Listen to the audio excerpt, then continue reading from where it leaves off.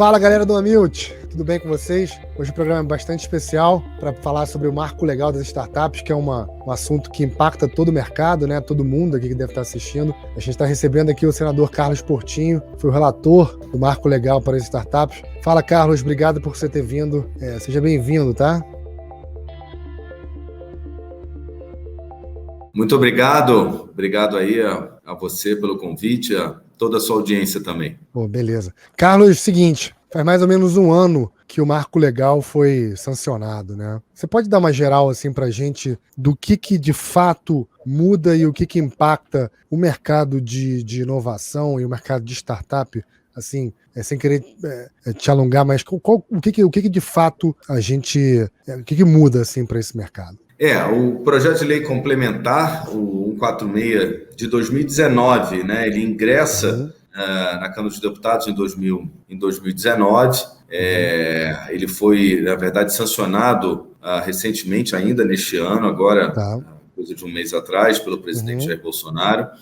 Esse projeto ele nasce em 2019 por uma iniciativa até do governo federal, mas encontra, na verdade, satisfatoriamente a relatoria, principalmente do deputado Vinícius Poit, do Novo de São Paulo, né? E ele articula com o governo e faz alguns aperfeiçoamentos nesse projeto de lei e apresenta, então, esse que é o 146 de 2019, projeto de lei complementar. A importância, na verdade, é porque as startups já são uma realidade, já eram antes uma realidade, aqui no Brasil principalmente. O Brasil aí é um dos 5 países dentre aqueles já com unicórnios, né? E tem todo um ecossistema já constituído antes mesmo do marco legal. Mas esse ecossistema ele se aproveitava da legislação esparsa, né? Legislação comercial, Código Civil, contratos de natureza civil, faltava exatamente um marco regulatório. Por quê? É um ambiente muito próprio que se desenvolveu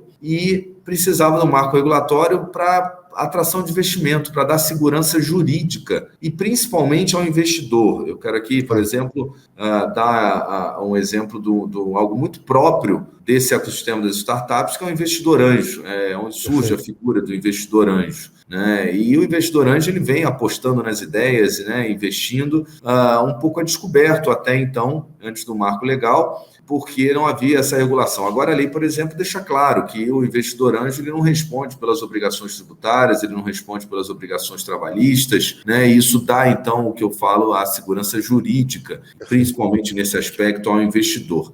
Mas o marco legal ele vai mais além, porque além dele regular o setor, né, numa legislação que foi construída junto com o setor, eu mesmo, quando assumi no Senado, o projeto já aprovado na Câmara, fui destacado relator aqui no Senado. É um projeto que dialoga com o futuro, naturalmente, né, é um projeto, por isso, do meu interesse, e eu procurei exatamente ouvir, né, os atores do setor. O deputado Vinícius Poit fez um excelente trabalho, ouviu muito o ecossistema de São Paulo. Eu quis um pouquinho mais além, eu ouvi principalmente de Santa Catarina, que, na minha opinião, é um dos maiores polos hoje, hubs de startup, Paraná, Recife. Eu pude dar uma dimensão nacional para validar aqueles conceitos que haviam sido aprovados na Câmara dos Deputados, também com algumas demandas do setor. Eram 4 especificamente, das 4, 2 eu pude atender no projeto, e 2 delas eram de natureza tributária, dependia naturalmente da política pública do governo, da política tributária do governo, e não foi nesse projeto atendido, mas não significa que tenha perdido a batalha total, porque a gente vai ganhando a cada etapa do processo legislativo, e essas que não foram atendidas por falta de estudo de impacto orçamentário,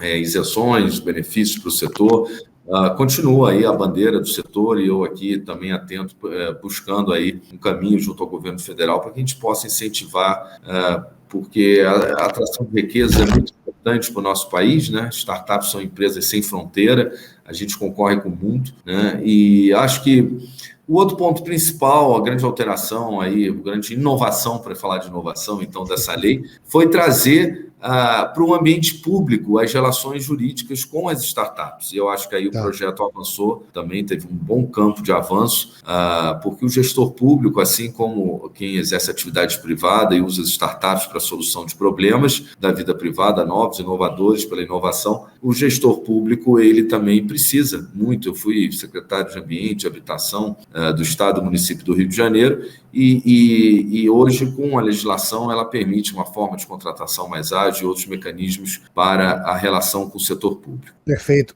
Carlos, a gente estava até falando aqui fora do ar, né? A gente estudou no mesmo colégio, e a gente, quer dizer, a gente que não é da vida pública, realmente fica muito distante, né? Fica olhando assim pela TV as coisas e tal.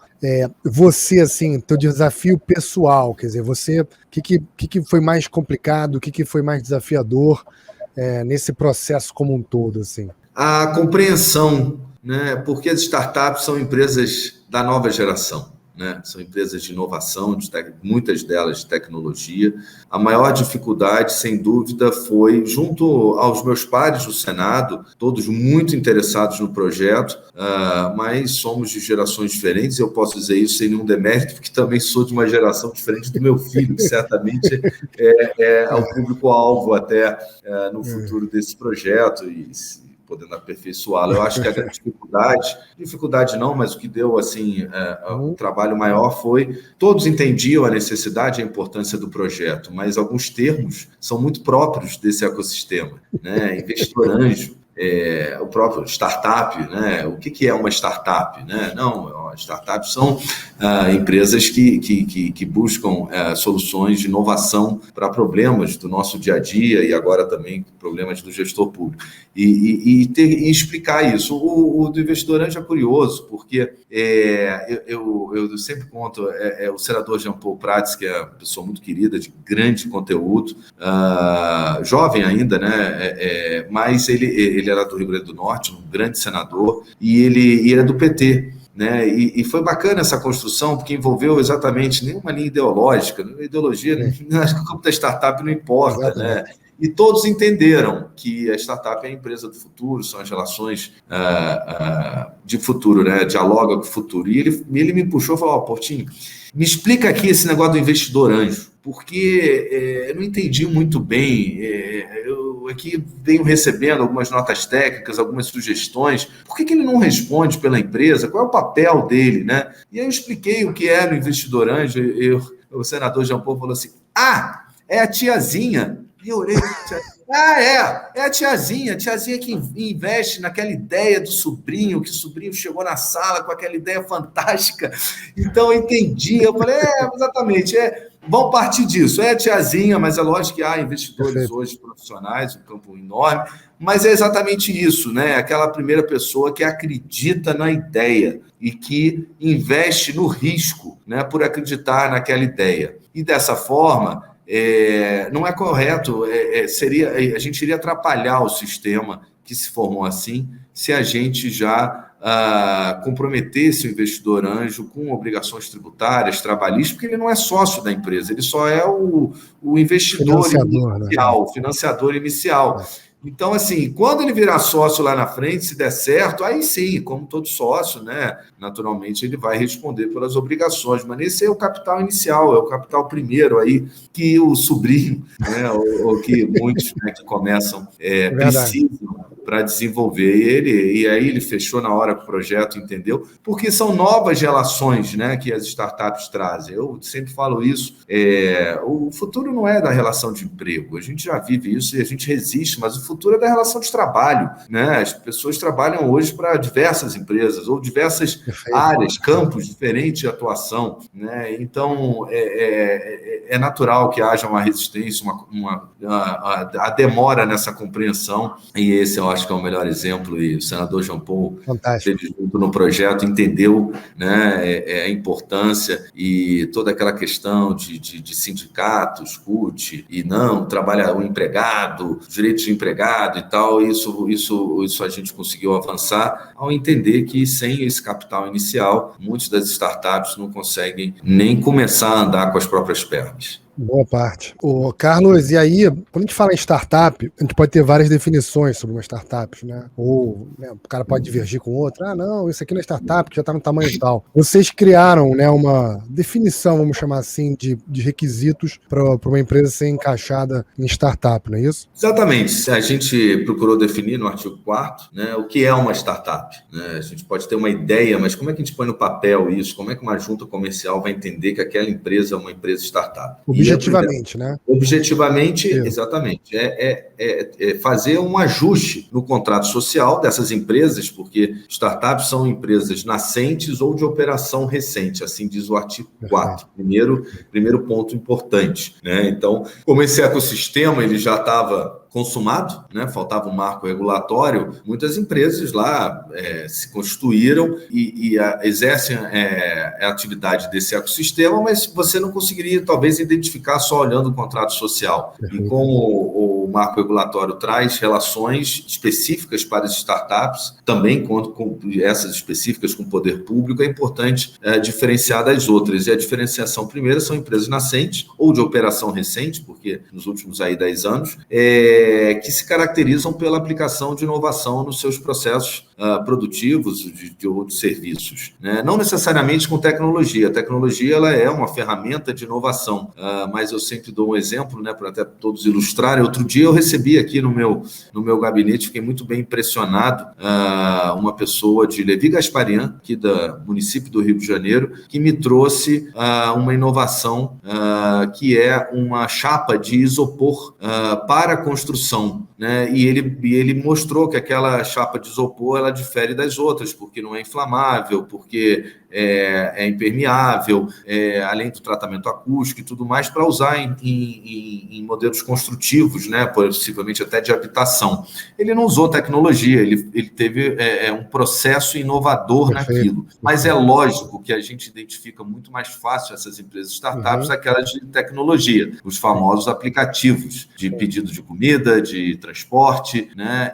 Mas não são apenas esses, são empresas que nascentes ou em operação recente que empregam, né, inovação nos seus processos, no seu modelo de negócio e nos seus processos produtivos, inclusive empresas de serviço. E aí, olhando para fora, dá para a gente dizer que a gente fica posicionado em relação a outros países como, Carlos? Assim, tem algum país, sei lá, deve ser os Estados Unidos, Israel, a gente fica como assim, em relação a essas nações que costumeiramente estão mais na dianteira? Como é que a gente fica assim? Eu acho que a partir do marco legal das startups, com a segurança jurídica que ele traz para o mercado, para esse ecossistema, a gente vai poder concorrer e atrair novos investimentos em igualdade, né? Talvez e certamente muitos investidores, pela ausência de um marco regulatório para as empresas startups, eles optaram por investir em outros países. A insegurança jurídica, o investidor é um melhor exemplo, né? Mas como é que será que o Justiça do Trabalho vai entender a figura do investidor anjo? Agora está claro na lei. Então, eu acredito que muitos investimentos, o Brasil tem captado muitos recursos, acho que já foram investidos mais de 4,8 bilhões de dólares aqui no país em empresas startups. Então, eu acredito que muitos investidores estavam aguardando até, a gente vai atrair mais riqueza para esse setor pela segurança jurídica que confere e também pelas novas oportunidades de negócio, e uma delas é com o próprio poder público. A outra é a possibilidade de empresas, e isso está no marco legal, isso também é um grande avanço, empresas que têm a contrapartida obrigatória em investir em pesquisa e desenvolvimento, né, elas poderem usar esses recursos obrigatórios em pesquisa e desenvolvimento para investir em empresas de inovação, em startups, né? Então, muitas empresas elas têm no seu orçamento destacado, porque isso é uma contrapartida, uma obrigação legal, empresa do setor elétrico, por exemplo, e ela praticamente cumpre tabela, muitas vezes, contrata uma pesquisa aqui, outra ali, mas que não tem uma aplicação imediata no seu processo produtivo. E agora ela pode contratar, né, investir esse capital em empresas, startups, que lá na frente, né, no desenvolvimento dos produtos, dos serviços, ela pode, inclusive, se tornar sócia, até adquirir, enfim. Então, isso certamente é mais capital investido no setor, né? né, de uma maneira que vai ser convertida em produtos e em serviços, né? Não vai ser só um estudo, uma pesquisa, ela vai se transformar em produtos e serviços. Então, eu acho que aí também tem mais um exemplo só de como o Marco Legal traz oportunidades e pode atrair investimentos ainda maiores para o nosso país. Você vê já impacto, então, quer dizer, você pela tua percepção, e assim, eu posso até talvez confirmar essa percepção, porque essa insegurança jurídica e essa coisa toda para o investidor anjo e para outras formas de investimento é um negócio que o cara, vou correr esse risco, já vou correr risco empregando, né, dinheiro numa empresa, porque preciso correr mais risco ainda. Você consegue ver diferença já, Carlos, assim, pessoas chegam para você e falam o que, assim, depois da lei sancionada? É muito interessante, eu tenho sido muito procurado por empresas de startups para mostrar alguns produtos, né? E eu tenho procurado orientar, né? Minha atividade é legislativa, né? Não tenho a capacidade de posicioná-las no mercado, mas eu posso orientar. O Sebrae tem sido um grande parceiro no Paraná, o trabalho que o Sebrae fez é impressionante, praticamente podemos dizer que deve-se a ele toda a importância do hub hoje, de startups que há no Paraná. Então, o meu trabalho aqui, o que eu procuro é orientar quem me procura, como muitos procuram, inclusive, para como é que eu mudo meu contrato social, né? Agora, recebi também muitas consultas de municípios, e aí tem algo transformador, porque a gente tem que levar para os municípios. Vou falar aqui do meu estado, do Rio de Janeiro, né? É lógico que é importante o Rio de Janeiro, a cidade, se consolidar, porque ela tem toda uma vocação para isso, que vem lá do setor do entretenimento, como também um player importante nesse campo das startups. Mas a gente tem outras cidades, né, outros municípios que podem, através de startups e de hubs, e desenvolverem. E não só desenvolver economicamente, é o que eu tenho procurado falar também para os procuradores que atendem aos municípios, estudem o marco legal das startups, que ali você vai poder levar para o setor público inovação, soluções para o dia a dia do gestor público, né? O marco legal de startup, ele traz uma facilitação da contratação dos municípios, dos estados, do governo federal com empresas de startups. Ela permite uma concorrência num modelo interessante fora da lei de licitações, né?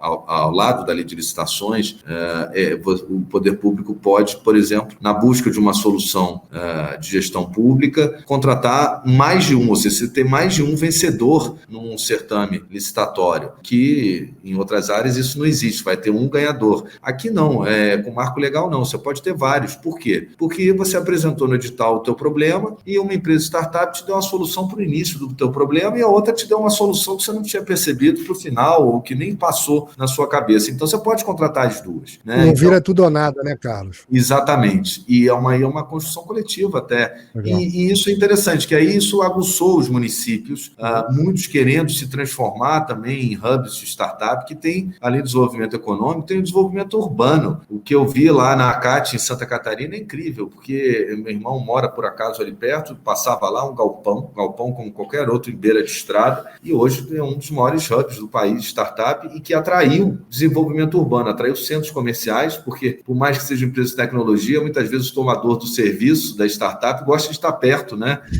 Então, o cliente quis se aproximar. Então, subiram prédios comerciais modernos, formou-se um grande hub de gastronomia ao lado do hub de startup para atender aquela demanda, e houve todo um desenvolvimento urbano que proporcionou. Eu digo isso muito, porque aqui no Rio a gente olha para o Porto, a gente fala muito em residências no Porto do Rio de Janeiro.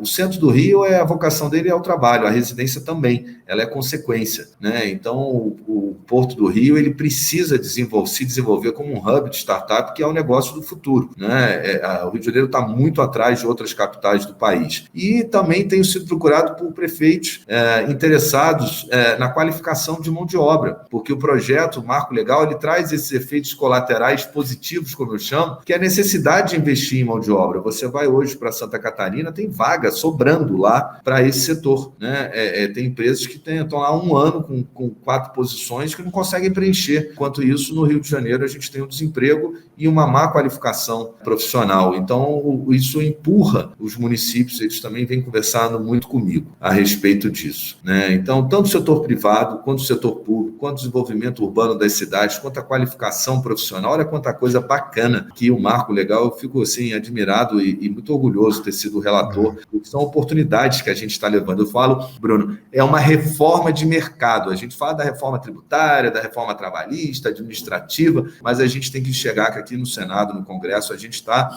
em muitos projetos de lei, né, sendo transformador, trazendo também reformas. Nesse caso, a reforma de mercado. Incrível, muito legal, muito importante, e eu acho que a gente realmente começa a atingir uma certa maturidade, né, do mercado. A gente lembrar que mercado digital, a internet comercial veio começar a operar no Brasil em 95, estava na hora da gente estar com esse respaldo todo. Carlos, eu vou te perguntar um negócio curioso, assim, quando eu fui dar uma pesquisada para bater um papo com você, eu vi uma questão que se assemelhou muito a lógicas digitais de desenvolvimento de projeto. Na internet, o que você faz? Você chega, né, tem uma ideia e você deixa teu ego de lado. Por mais que você tenha achado que a tua ideia seja legal, quem vai dizer se aquilo tem aderência ou tem interesse por parte do público é o público. Então você desenvolve o menos possível daquela ideia para levar para o mercado e para fazer experimentos e retornar com métricas e coisas para você ir melhorando e fazendo com que o produto se assemelhe exatamente ao que o público quer. E eu vi um termo, que é isso que eu queria te perguntar, sandbox experimental, alguma coisa assim. Pelo que eu entendi,